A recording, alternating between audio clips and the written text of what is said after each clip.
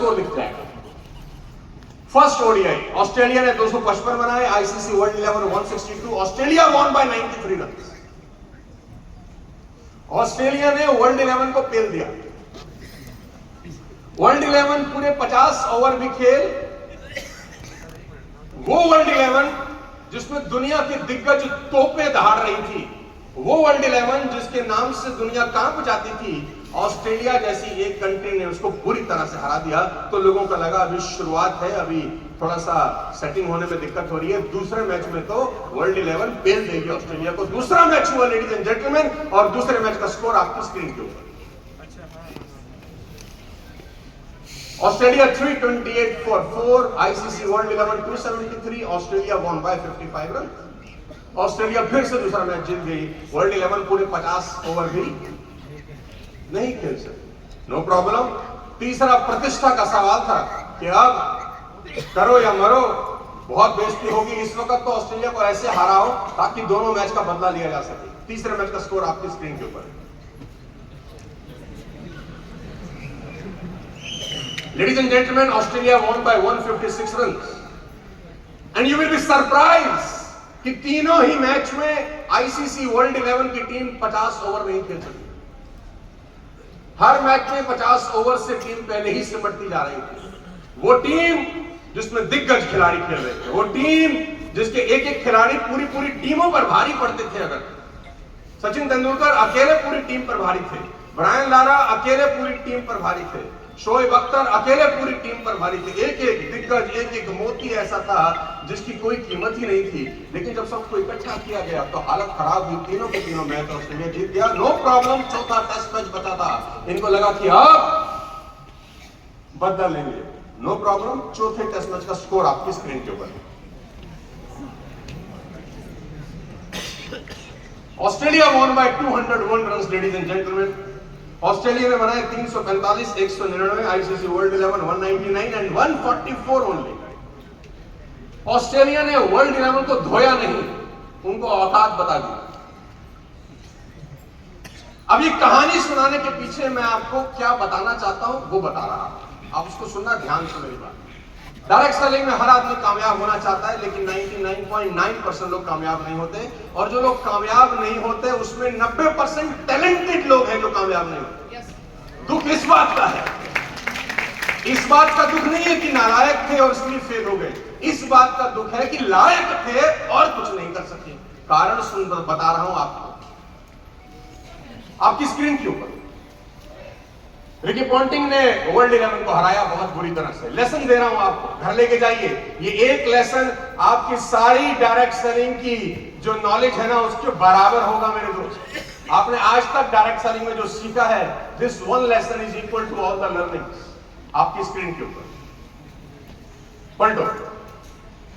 Definition of a winning team.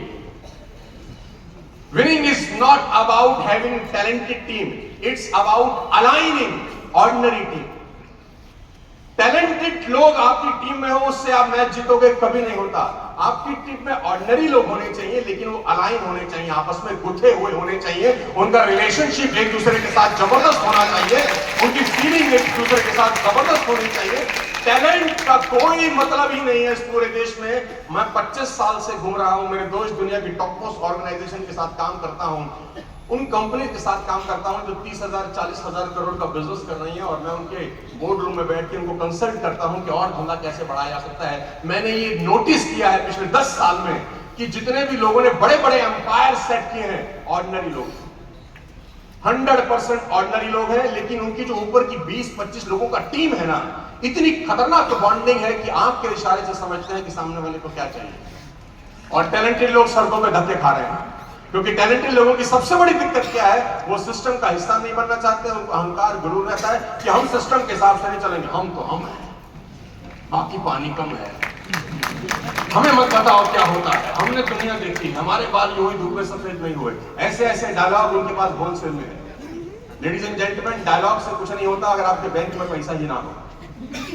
और मेरा ऐसा मानना है कि आपकी नॉलेज जब तक आपके बैलेंस शीट पर रिफ्लेक्ट नहीं करती तो वो लायबिलिटी है, असेट कभी नहीं होती। आपकी नॉलेज अगर आपके बैंक अकाउंट में रिफ्लेक्ट ही नहीं कर रही तो वो कूड़ा है, उसको तुरंत जला देना चाहिए और कहीं और से बढ़िया ले लेनी चाहिए। आपकी नॉलेज, आपका ज्ञान आपको पैसा ही कमा के नहीं दे रहा, आपको गाड़ी ही नहीं दे रहा, आपको लग्जरी लाइफ ही नहीं दे रहा, तो उस गान का अचार डालना है क्या? उसको फेंकना है, नया लेना है, नया गैदर करना है, नया पेज लिखना है, नया भरना है। टैलेंटेड लोग नहीं चाहिए आपको टीम में। ऐसा मत सोचना कि मेरी टीम में ये लड़का आया बड़ा टैलेंटेड है, जीरो हो जाएगा अगर सिस्टम खराब है। अच्छा से अच्छा बीज भी सही मिट्टी ना मिलने के कारण मर जाता है। अच्छे से अच्छा बीज भी सही मिट्टी, सही वातावरण ना दो, मर जाएगा। ऑर्डिनरी बीज को सही मिट्टी दो, सही वातावरण दो, वो फल देगा, 200% फल देगा। तो डायरेक्ट सेलिंग का जो सबसे गूढ़ मतलब है वो है टीम के साथ आपका बॉन्डिंग। और टीम में टैलेंटेड लोगों को ढूंढने की कोशिश मत करना, ऑर्डिनरी लोगों को ढूंढना, उनको अलाइन करने की कोशिश करना। और जिस दिन आपको ये गुण आ गया, ये बहुत लंबा टॉपिक है, कैसे होगा ये लंबा प्रोसेस है, 8-10 घंटा मैं इसके ऊपर बात कर सकता हूं और वो गलतियां बता सकता हूं आप लोगों को जो अक्सर लोग होलसेल में करते हैं। लेकिन मेरे पास टाइम अभी नहीं है, कभी फिर मौका लगा तो शायद इस विषय में डीप में घुसूंगा और आपको बताऊंगा। दूसरा लेसन इसी कहानी के अंदर आपको चुका हूं। It's not about potential, it's more about alignment. Potential से, अगर पोटेंशियल से पैसे आते होते ना, मैं गारंटी के साथ कह रहा हूं मैं यहां खड़ा ही नहीं होता। पोटेंशियल से पैसे नहीं आते मेरे दोस्त, इस बात को अपने दिमाग से निकाल दो कि दुनिया में वो लोग कमाते हैं पैसा जिनके पास पोटेंशियल नहीं, दुनिया में वो लोग पैसा कमाते हैं जो सिस्टम के साथ अलाइन होते हैं। जो सिस्टम के साथ अलाइन नहीं है वो पैसा कमाएगा ही नहीं। Third most important line, most important role is of a captain.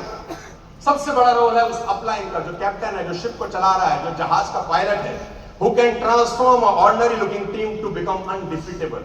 जब 2007 के अंदर धोनी वर्ल्ड कप लेकर आए तो धोनी की टीम बहुत ऑर्डिनरी थी, किसी ने सोचा भी नहीं था कि वर्ल्ड कप जीत जाएगा। ऑर्डिनरी टीम को अनडिफीटेबल बनाने का काम करना पड़ता है किसको? कैप्टन के कंधे पे बहुत सारी जिम्मेदारी होती है यार, बहुत रिस्पॉन्सिबिलिटीज होती है, बहुत उत्तरदायित्व होते हैं, उसको बहुत सारी चीजें सीखनी होती है, करनी होती है। लेडीज एंड जेंटलमैन, एक कदम और आगे ले चलता हूं।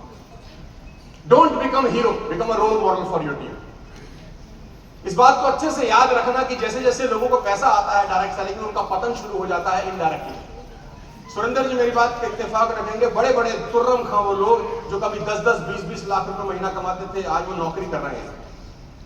20-20 लाख रुपए महीना कमाने के बाद वो नौकरी पे चले गए। 20-20 लाख रुपए महीना का, और जिनकी कभी तूती बोलती थी, जिनके नाम में बड़े गर्व से लेता था, आज उनका भूत भविष्य वर्तमान सब मिट चुका है। बिकॉज जब पैसा आता है ना तो उसको हैंडल करना इस दुनिया का सबसे मुश्किल काम है। और मैं फिर कहता हूं, पैसा तो हैंडल फिर भी हो जाता है, इज्जत हैंडल करना और सारा मुश्किल काम होता है। इज्जत हैंडल नहीं होती। और डायरेक्ट सेलिंग की तो कहानी यही है कि जैसे ही आप अपलाइन बने, 10-20 हजार का चेक आया, कुछ नीचे ग्रुप में लोग जुड़ने शुरू हो गए, तो वो आपको ऐसा बिहेव कराते हैं, फील कराते हैं कि भारत में आपका जन्म नहीं हुआ, आपने अवतार लिया है। और आपको भी ऐसा लगने लगता है कुछ दिनों के बाद कि हम बायोलॉजिकल नहीं आए, भगवान ने हमें इसी काम करने के लिए चुना है। और आपके नीचे के कुछ लोग आपको ऐसा एहसास कराते हैं, अरे सर आप तो गजब ही हैं, आप जब बोलते हैं तो क्या ही बोलते हैं। वो ये समझ नहीं पा रहा कि तुझे चिंदू ये चढ़ा रहा है ऊपर, ये तुझसे प्लान दिलवाना चाह रहा है ताकि ये चुपचाप बैठ सके और मौज ले। तो वो एक समय के बाद, पैसा कमाने के बाद भूल जाता है कि इस बिजनेस में उसका काम क्या है। उसका काम हीरो बनने का नहीं है, उसका काम रोल मॉडल बनने का है। दोनों में जमीन और आसमान का फर्क है। हीरो बनने में और रोल मॉडल बनने में फर्क है। लोग भूल जाते हैं उनका काम क्या है। मैं उदाहरण देकर समझाता हूं। एक आदमी स्टेशन पे सर पे घोड़ा लिए, हाथ में 2 कंधे पे बैग लिए जा रहा है।